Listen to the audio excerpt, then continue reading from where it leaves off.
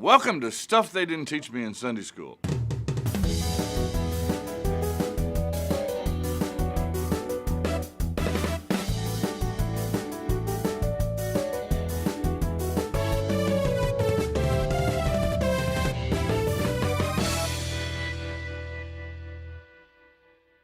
Have you ever been with somebody who just had their mind set on doing something, and whether you thought it was the right thing or a smart thing to do or not, you could not talk them out of it? They were going to do it. They had their mind set on it. That's the kind of phrasing that's used to talk about Jesus' determination to go to Jerusalem. He's got big trouble ahead of him if he goes to Jerusalem. His disciples recognize that. It's going to be a problem. It's going to be a big problem because all the opposition that he's experienced in Galilee, almost all of it has come out of Jerusalem. People coming from Jerusalem to give him grief and give him trouble up in Galilee. And now in Luke chapter 9, verse 51, we're told when the days drew near for him to be received up, in other words, for his sacrifice, basically, he set his face to go to Jerusalem. And he sent messengers ahead of him who went and entered a village of the Samaritans to make ready for him. Now he's in Samaria. If you're going from Galilee to Jerusalem, you're going to either go through Samaria or you're going to go around and go down by the Jordan River and come in from Jericho. He goes through Samaria. But the people would not receive him because his face was set toward Jerusalem. You got to know a little bit. This is stuff they didn't teach in Sunday school, right? So you got to know a little bit of stuff about this whole situation. The Samaritans believed that you worshiped at Samaria. The Jews believed that you worshipped at Jerusalem. This was a hot button for them. This was something they argued over all the time. They hated each other, for one thing. The Jews thought the Samaritans were lower than a dog's belly, and the Samaritans thought the Jews were oppressive, irritating people that they didn't like either. But one of the main contentious items was where you worship. So we're told the Samaritans wouldn't receive him because Jesus was headed for Jerusalem. He was going to the wrong place. Verse 54, when his disciples James and John saw it, they said, "Lord, do you want us to bid fire come down from heaven and consume them?" I love that. James and John are irritated because nobody will give Jesus a time of day in Samaria. And James and John, who, by the way, have the nickname Sons of Thunder, say, how about if we just call fire down on them, consume them up, get rid of them? And Jesus rebuked them. And they went into another village. But I think this story illustrates why they might have the name Sons of Thunder. Might be just a little bit impetuous and quick to anger. Well, there are all kinds of stories and all kinds of teachings in this travel narrative that begins at chapter 9 and doesn't end till chapter 19. All that happens between the time when he decides to leave Galilee and when he gets to Jerusalem. But some of the items in here that you love the best probably are come during this particular travel narrative. If you go to chapter 10, verse 29, you're going to find a section that I think you're very familiar with. We often refer to it as the parable of the Good Samaritan. Luke doesn't call it a parable. Jesus may be recalling a story that was familiar to the people or one that happened recently. But he tells the story of this man who is going from Jerusalem to Jericho, which is a downhill, sharp downhill, not a real long ways, but you go from about 1,800 feet above sea level to below sea level at Jericho. And he's attacked. You know the story. He's attacked, left for dead at the side of the ditch. He's still alive, but a priest goes by, ignores him. A Levite goes by, ignores him. And, of course, the one who serves him is none other than a Samaritan. And the question that brings rise to this was an attempt to limit who I have to be nice to. Who is my neighbor?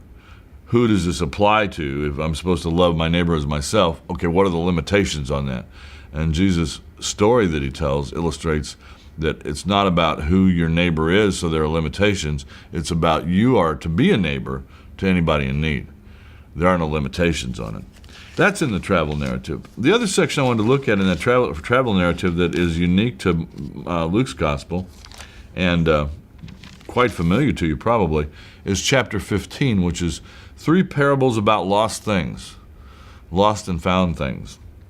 Luke chapter 15, verse 1, you need the setting for this to make sense.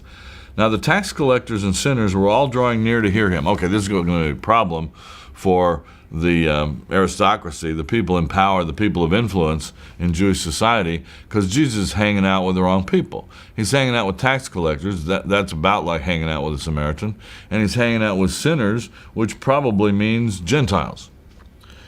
And the Pharisees and the scribes murmured, saying, this man receives sinners and eats with them. Not only does he talk to them, for crying out loud, he sits down and eats with them.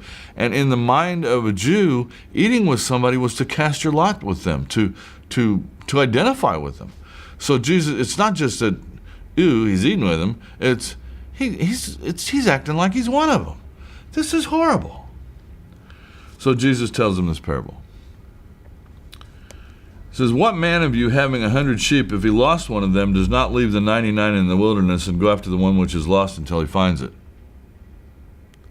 I'm not sure what the answer to that is.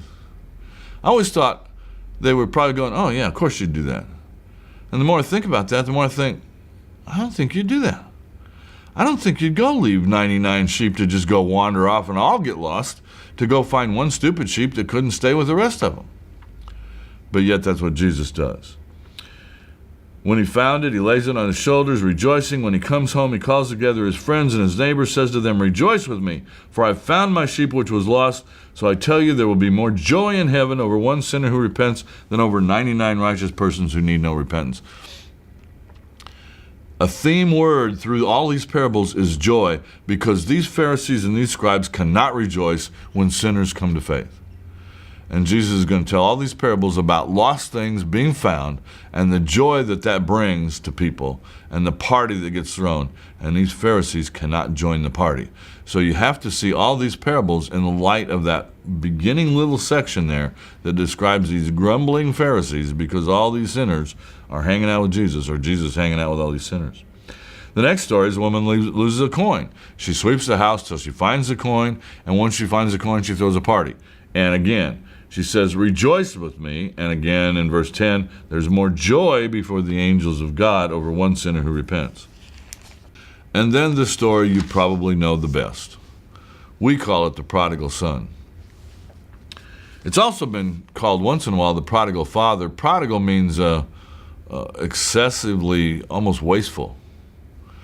And the father in this story is excessively wasteful in his mercy and his love for his son. I mean, he goes overboard, goes far beyond what a father really should do.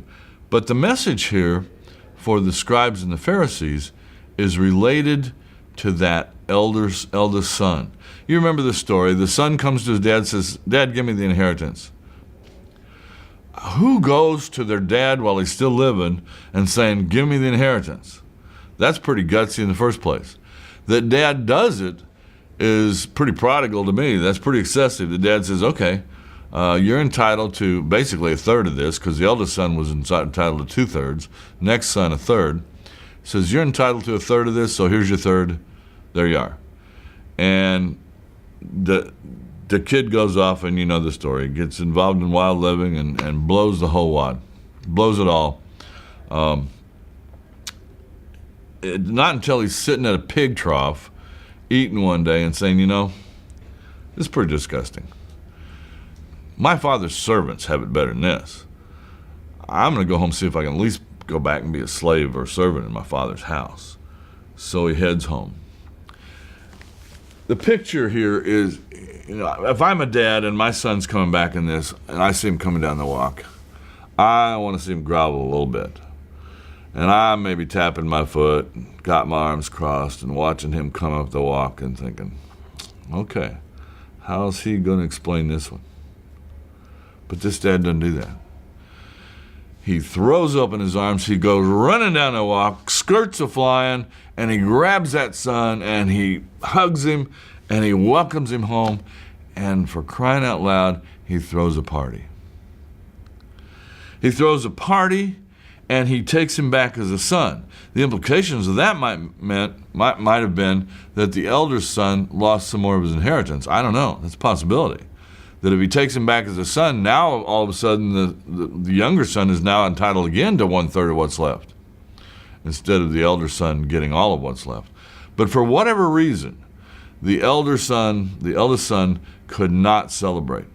And the story is told to illustrate the inability that these Pharisees and scribes have to celebrate the return of the lost.